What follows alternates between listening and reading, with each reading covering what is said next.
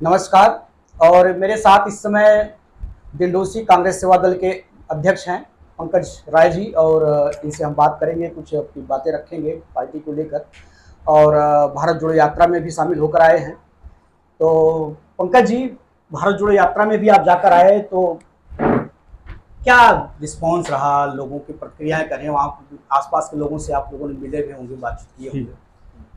Response का मतलब ये है कि जो हमारे जननायक राहुल गांधी जी ने ये भारत जोड़ो यात्रा एक मुहिम चालू की है, इसमें प्रेम और सद्भावना को लेकर और जो देश में नफरत और देश को बांटने का काम हो रहा था उसको खत्म करने के लिए ये एक यात्रा कन्याकुमारी से लेकर कश्मीर तक राहुल गांधी जी ने शुरू की है।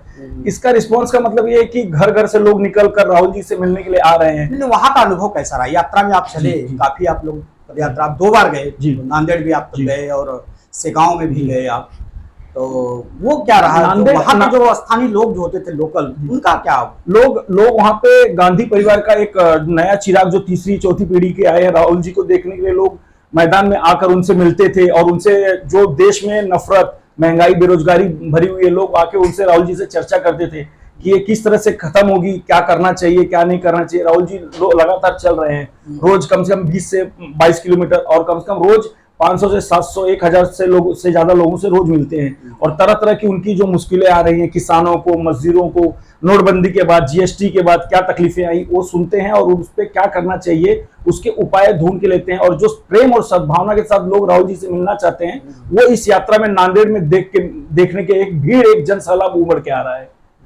लेकिन इसका बहुत रिस्पॉन्स गुजरात में तो नहीं मिला।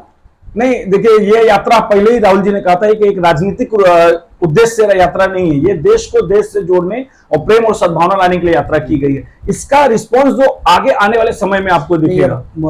महाराष्ट्र से यात्रा गुजरी है जी, आगे चुनाव में, अभी पहला एक चुनाव आ रहा है मुंबई महानगर पालिका का, तो क्या लगता है मुंबई महानगर का क्या भूमिका? मुंबई महानगर पालिका की स्थिति ऐसी है कि यहाँ महाराष्ट्र में लोग जिस छत्रपति शिवाजी महाराज को अपना आराध्य मानते हैं, जिनकी पूजा करते हैं, जिस ज्योतिबा फुले, जिस महात्मा फुले को अपना आराध्य मानते हैं, उनकी पूजा करते हैं, लगातार बीजेपी के लोग, बीजेपी के नेता उनका लगातार अपमान कर रहे हैं। यहाँ के लोग त्रस्त हैं बीजेपी की सरकार से, शिंदे सरकार जिन्होंने गद्दारी से भी शिवसेना और महाविकास आघाड़ी सरकार को गिरा कर अपनी अनलीगल सरकार बनाई है, उससे त्रस्त हैं, महंगाई से और बेरोजगारी से त्रस्त हैं।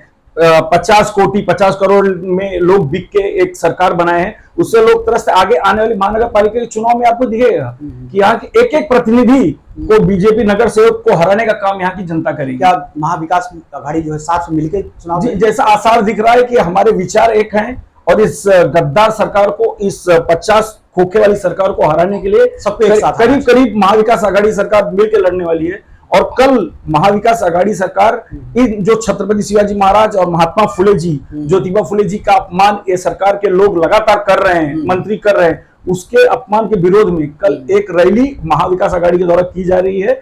उस रैली में भी आप देखेंगे कल एक जन समुदाय उभर के आएगा। नहीं, ये देख रहा हूँ कि पिछले कुछ समय से सेवा दल जो है काफी उभर कर आया है और बड़ा एक्टिव हुआ है, हर कार्यक्रमों में भाग लिया। इसका पीछे क्या कारण है? देखिए, सेवा दल एक कांग्रेस पार्टी का फ्रंटल ऑर्गेनाइजेशन है। देश के आजादी के पहले से ये हमेशा हर आंदोलन में आगे ही चला है, लीड किया इसने। जब नमक आंदोलन में कांग्रेस के बड़े बड़े नेताओं को गिरफ्तार कर लिया गया था, तब भी सेवा दल के लोगों ने उस आंदोलन को सरोजनी नायडू के माध्यम से आगे बढ़ाया और घर घर तक नमक आंदोलन को ले जाके और अंग्रेजों को भगाने का काम किया।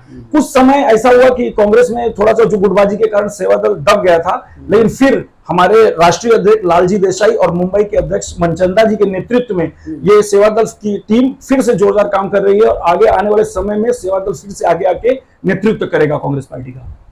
ये हमारे साथ थे पंकज राय जी, जो अपनी विचार, अपनी बात रख रहे थे। हमने इनसे कुछ सवाल किए, और इसी के साथ आज की मुलाकात समाप्त होती है। नमस्कार।